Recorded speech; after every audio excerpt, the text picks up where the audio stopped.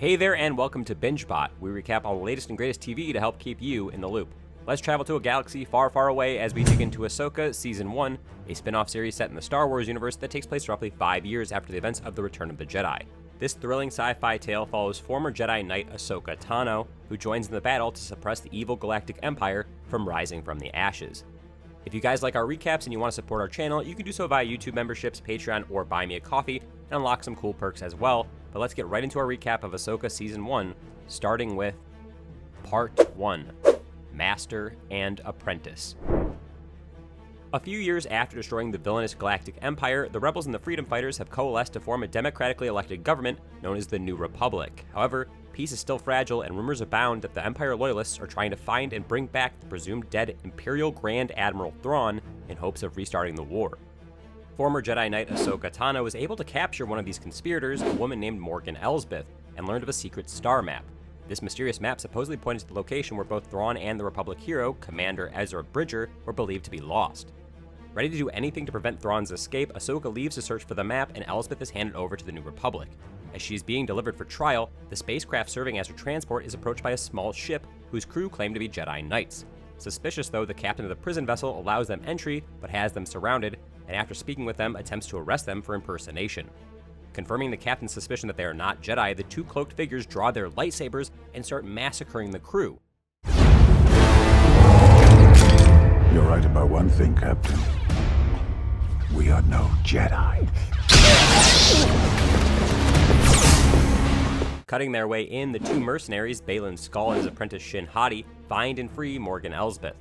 Meanwhile, in the ruined temple of a matriarchal clan called the Witches of Dathomir, Ahsoka finds a secret room containing a puzzle.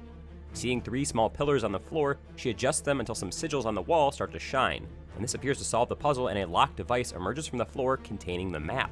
While attempting to leave though, she is attacked by 5 droids who try to take the device from her. In an overwhelming display of skill, she defeats her enemies and escapes an explosion caused by some of the droids self-destructing in a final failed attempt to eliminate her. When she gets back on her ship, she and her ally, a droid named Huyang, receive a message asking them to return to the prison vessel, where they are informed of Elsbeth's escape by General Harrison Dula. Realizing that time is of the essence, Ahsoka leaves to meet her former apprentice, Sabine Wren, on the planet Lothal. A member of the legendary warrior clan, the Mandalorians, Sabine had been dear friends with Commander Ezra Bridger and was one of the few people who Ahsoka trusted could open the map. However, Ahsoka and Sabine's relationship was somewhat contentious, and though they agree to work together, issues still arise. Despite Ahsoka's instruction that she stay on the ship, Sabine takes the map home to study it, somewhere that she can think clearly away from Ahsoka. Unbeknownst to her though, she is followed. Using a hologram to figure out the unlocking pattern, Sabine manages to open up the device, but she's attacked by 2 droids. While one pins her in place, the other grabs the map and takes off. But using the droid's gun, Sabine manages to disable the one that's holding her and signals for backup before chasing after the second one. Descending from her home tower, she is confronted by Baylan's apprentice, Shin. Both draw their respective lightsabers and they clash, but Shin is fast and Sabine is clearly out of practice. Proving herself to be the superior combatant, Shin stabs Sabine through the gut and makes a successful escape. Part 2, Toil and Trouble. The next morning, Sabine wakes up in a hospital bed, having survived thanks to her master's timely arrival. Though she determined that the map points to another galaxy, Sabine informs Ahsoka that she did not figure out the exact coordinates. Searching for clues, Ahsoka returns to Sabine's home, where the droid that Sabine had disabled the previous night was left behind by the enemy and it tries to attack Ahsoka, but is dealt with effortlessly. Grabbing its head, she returns it to Sabine, who uses it to backtrace its location to a planet called Corellia. Meanwhile, on another planet called Seatos, Elsbeth takes the map to a sacred reflex point built specifically for unlocking it. There, she sets the map on a pedestal, and it unlocks the path to Thrawn's location. With their destination set, Baylan orders Shin to head to the planet Corellia to assist the mercenary Marok with organizing their transport. Simultaneously, Ahsoka and General Hera rendezvous on Corellia and start an investigation of the shipyard formerly owned by Elsbeth. Back on Lothal, Huyang urges Sabine to return to Ahsoka and finish her training, but Sabine insists that she doesn't have the talent to become a Jedi and that Ahsoka doesn't want her anyway. Chiding Sabine, Huyang says that by neglecting her training, the only person she's hurting is herself, and hands Sabine her lightsaber back. Amidst their investigation, Ahsoka and Hera find one of Elsbeth's droids leaving with the ship, and when they request the ship be halted, they are attacked by the shipyard's employees who turn out to be Imperial sympathizers. Using a mixture of the Force and her lightsabers, Ahsoka subdues the attackers and runs off after the departing ship, only to be stopped in her tracks by Marok.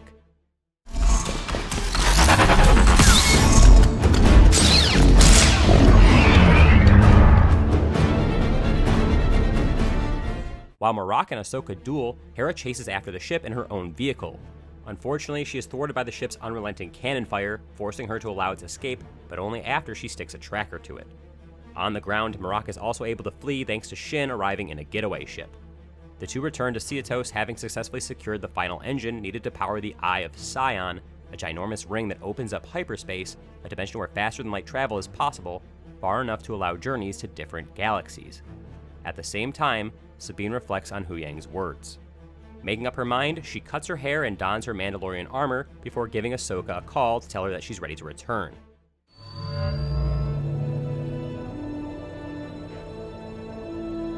I'm ready. After picking Sabine and Huyang up, Ahsoka heads off to Seatos, following Hera's tracker. Part 3. Time to fly. On Ahsoka's space shuttle, Sabine undergoes training to open herself up to the Force, something that she'd always had trouble with.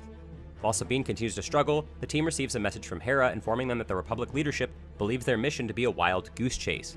Convinced that Thrawn is dead, they categorically refuse to provide any assistance, and suddenly, they lose contact with Hera as their comms are jammed. Realizing they've reached their destination, they slow the ship down and drop out of hyperspace, only to be greeted with 6 hostile ships led by Shin and Marok.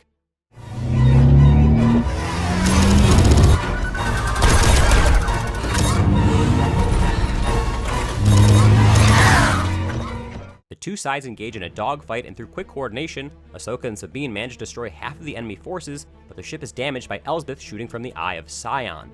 In an audacious move, Ahsoka leaves the spacecraft to defend them from the outside and even manages to destroy another one of the enemy ships. Bringing the shuttle down to Seatos' surface, Sabine manages to lose their tail by hiding among a pod of giant space whales called Purrgil. Once they land safely in a forest, Huyang reveals that he scanned the Eye of Sion, and the data tells him that the ring is nearly complete, with the final engine mid-integration. While the team decides their next move, Baylan assembles a task force and orders them to hunt Ahsoka and her allies. Part 4. Fallen Jedi. To prepare Sabine for the worst, Ahsoka pulls her aside and explains that to prevent Thrawn's return, they might just have to destroy the star map, even if it means leaving Ezra stranded for good. This clearly makes Sabine uncomfortable, and Ahsoka appears unconvinced that she can count on Sabine to make the difficult choice. While Huyang works on repairing the ship's transmitter to contact Hera, Ahsoka and Sabine leave for the nearby enemy ground base. In the forest, the two encounter Marok and Shin. While Shin and Sabine engage in a more even rematch, Ahsoka duels Marok, and upon reaching a stalemate, risks it all on a single powerful sword strike, which manages to slay him.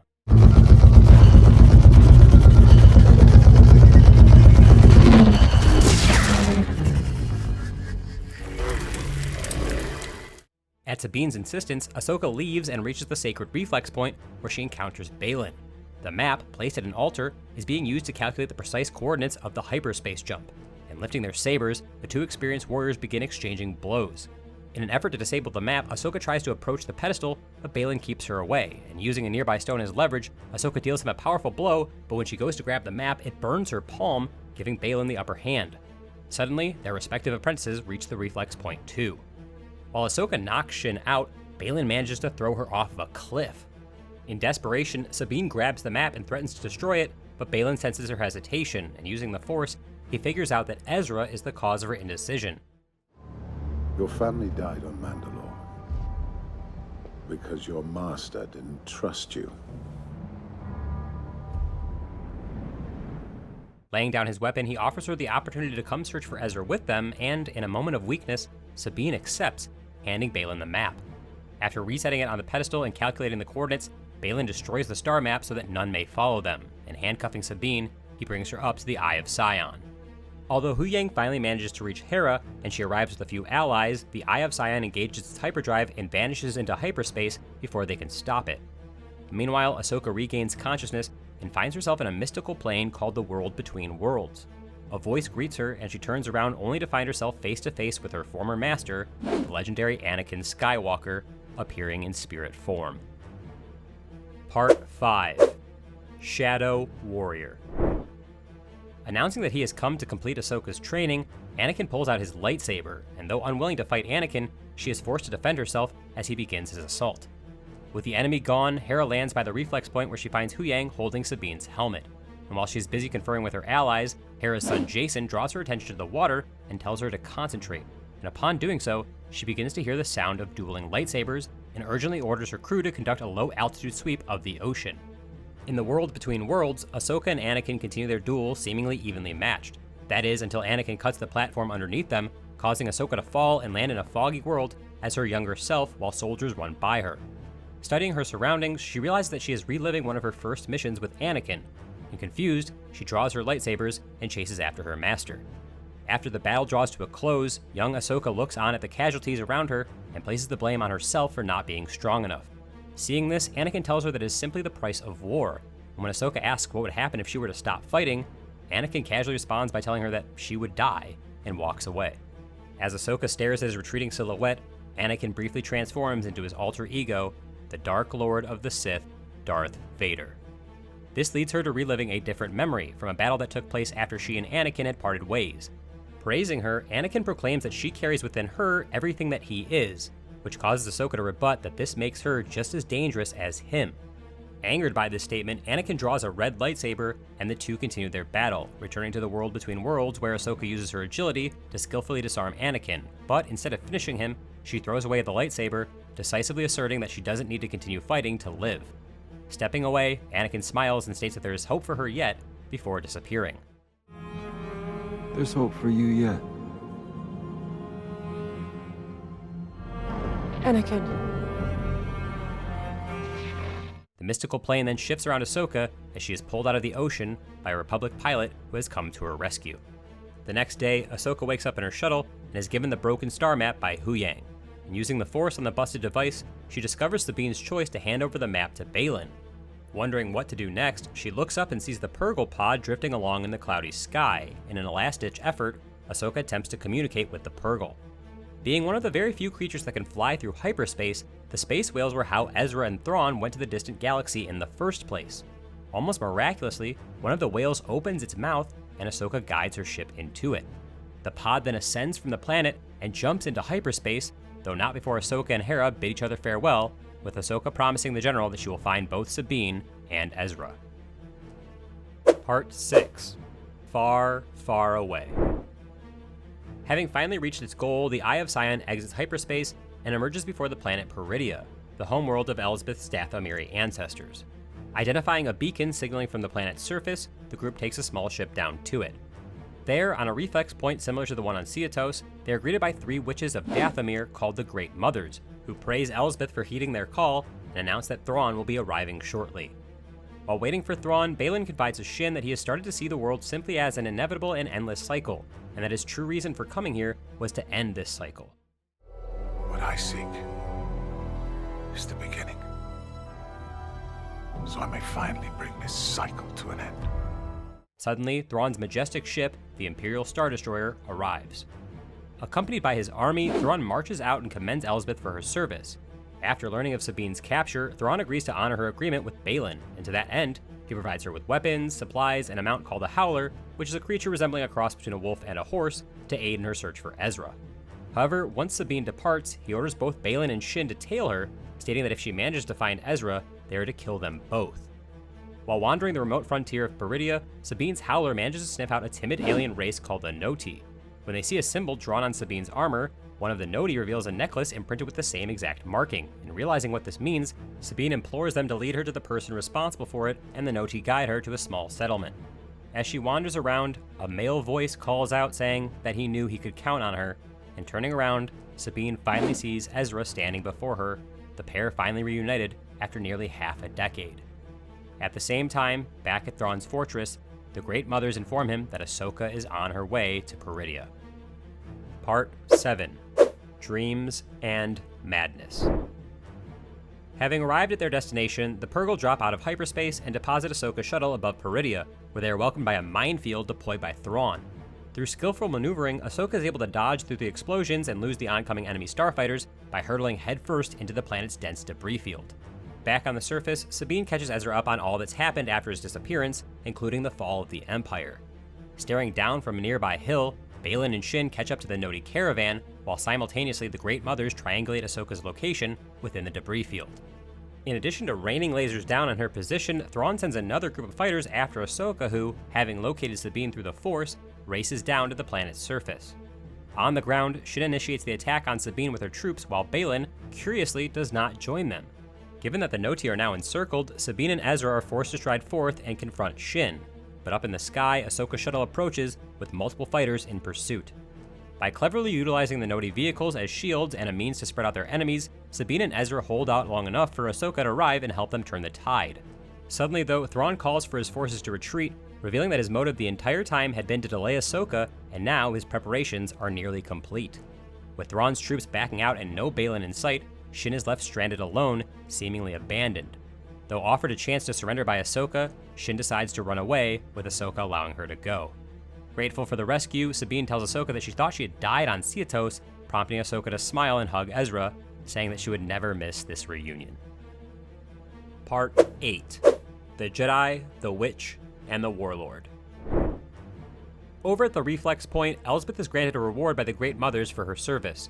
In order to induct her as one of them, they perform a ritual called the Gift of Shadows that causes symbols to appear on Elsbeth's face and turn her eyes pitch black before presenting her with the Blade of Talzin, a flaming sword of formidable power rivaling that of a lightsaber. On Ahsoka's shuttle, she and Sabine have a conversation in which Ahsoka reveals that she knows that Sabine surrendered the map willingly. When Sabine asks why Ahsoka didn't seem mad at her, Ahsoka explains that over the years, she made her fair share of difficult choices that no one understood except for Anakin. Reassuring Sabine, she declares that she will be there for her no matter what happens next. Unfortunately, this heartwarming moment is interrupted by an attack from 2 starfighters sent by courtesy of Thrawn. Ramming Ahsoka's shuttle into the enemy, Sabine destroys them, but this grounds the shuttle, as it is badly damaged as well. While Huyang and the Noti attempt to repair the spacecraft, Ahsoka, Sabine, and Ezra clamber onto some howlers and head for Thrawn's fortress in a ground assault. When they arrive, the Eye of Sion is still in the process of clamping down on the Star Destroyer, and rushing towards the fortress, the trio dodge the Star Destroyer's bombardment and manage to make their way inside. Besieged by enemies from all sides, they are only marginally slowed down as they mow their way through Thrawn's troops. But just when things begin to seem hopeful, the Great Mothers conduct a dark ritual that reanimates the fallen soldiers. While fending off the zombified troops' gunfire, the trio slowly back their way up the tower. Though they are funneled into a narrow corridor, they manage to bring down a thick, fortified door and block the zombies from following. Once again, they start ascending, but upon reaching the top, they are confronted by Elsbeth. Sending Ezra and Sabine ahead of her, Ahsoka stays behind to duel with the newly empowered Elsbeth. Though they reach the fortress's roof, Sabine and Ezra find their path blocked by a pair of elite undead soldiers. Forced to separate and fight one-on-one, Sabine is nearly choked to death, but in this critical moment, she finally manages to use the Force and defeat her opponent. With Sabine's help, Ezra manages to behead the other elite, but this delay gives them just enough time for the Star Destroyer to begin ascending. With no other option, Ezra jumps a massive distance, and with the help from Sabine's newly honed control of the Force, he manages to grab onto the back of the ship. Though Sabine is ready to follow, she looks back and sees Ahsoka, who had slowly climbed up while fighting Elsbeth, surrounded by enemy troops. With Ahsoka fending off attacks from all sides, Elsbeth gains the upper hand, manages to cut through one of Ahsoka's lightsabers before kicking her to the floor. Unwilling to abandon her master though, Sabine rushes back to provide backup. While Sabine deals with the soldiers, Ahsoka and Elsbeth continue their duel, and using the witch's momentum against her, Ahsoka manages to disarm Elsbeth and slashes her in the gut, killing her.